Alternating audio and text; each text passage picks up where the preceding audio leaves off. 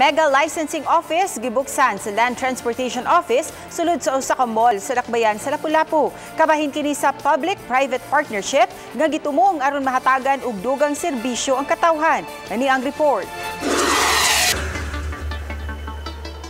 Dili na lang kutob sa printing sa lisensya ang serbisyo sa LTO Extension Office sulod sa usa ka mall sa Dakbayan sa Lapu-Lapu. Mahimo na usab nga dinhi mulukat o morinyo sa lisensya dayon iprinta. Sulod lang sa pipila ka minutos makuha na ang plastic nga lisensya.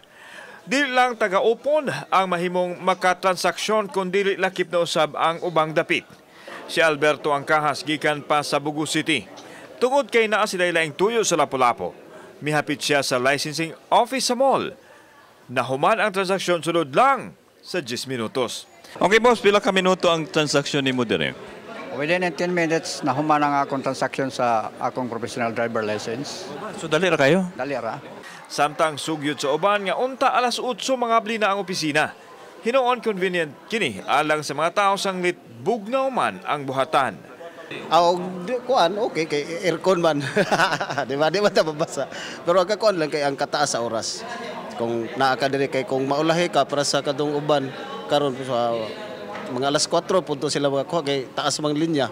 Suma ni Director Vic Kaindik sa LTO 7 nga kini ang ikaduhang Mega Licensing Office nga giablihan nining tuiga human sa unang gibuksan sa usa ka dakong mall sa SRP. Paspas na hopefully ang transaction kay wala nay mga fixer nga magsigig sinamok. Unya tungod kay naa sa sud sa mall, convenient sa ato ang mga tig-transact kay dili naman sila mainitan, di na sila maabugan, di na sila matilasan. Samtang giklaro ni Kaindik nga isip independent office, magsilbi hinuon kining extension office sa LTO Lapu-Lapu City nga usa na ka district office. Unsa rin nakalahi dinhi sa atong old office sa Lapu-Lapu. Ang old office sa Lapu-Lapu na ay rehistro, na ay licensing. Dinhi lisensya ra puros, whether nagkuha kag bag-o, nagkuha kag student permit, magpa-renew ka or na kay ipausab sa imong lisensya, pwede na i-transactanan dinhi basta lisensya lang.